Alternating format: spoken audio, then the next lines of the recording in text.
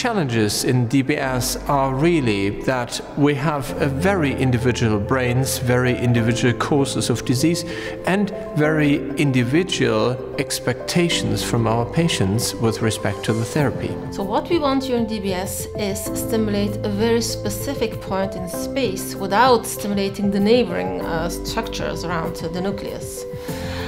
With the classic electrodes, we were obliged to stimulate in a circular way around the electrode. It's as if you want to shine a light on a specific point in space, but you are obliged to shine everywhere around you. You do not want that. So with the directional lead, we have the possibility of steering the light, steering the current towards a very specific point in space and avoiding the structures that you do not want to stimulate. Well, the key question is, who needs a directional system? The key problem is, before the surgery, you cannot decide on who is going to be perfectly implanted and who is not being perfectly implanted. So we have to resolve this conundrum. We have to basically better understand where is the sweet spot inside the subthalamic nucleus to place our electrodes, and hence then to improve programming with directional leads or placement even of conventional DBS electrodes. So this is a general objection. On an individual patient level, I think the patient has the right to obtain best possible treatment, and directional DBS is giving us more flexibility in programming.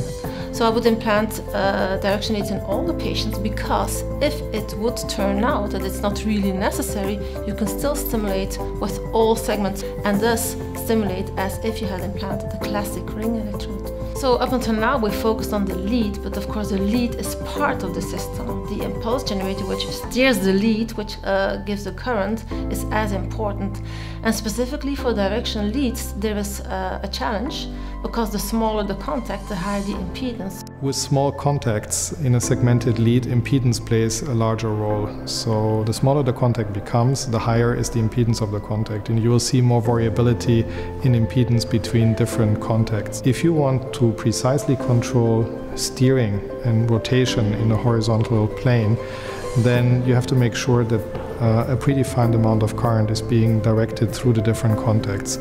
In a single source system, that amount of basically current that flows through individual contacts is passively dictated by impedance differences.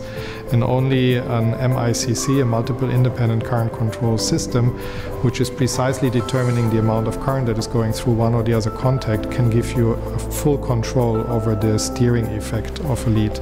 So that is, very technically speaking, the advantage of multiple independent current control over single source current control.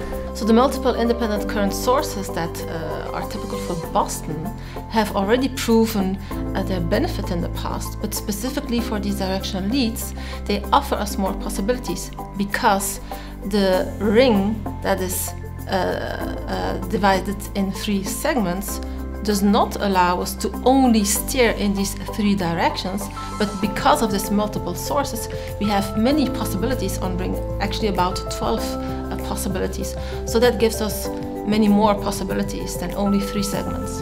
Currently we are in a preliminary phase, so we get some experience with these new leads, and it's possible that in the future, with more experience and more data, that will change the way we will implant these leads.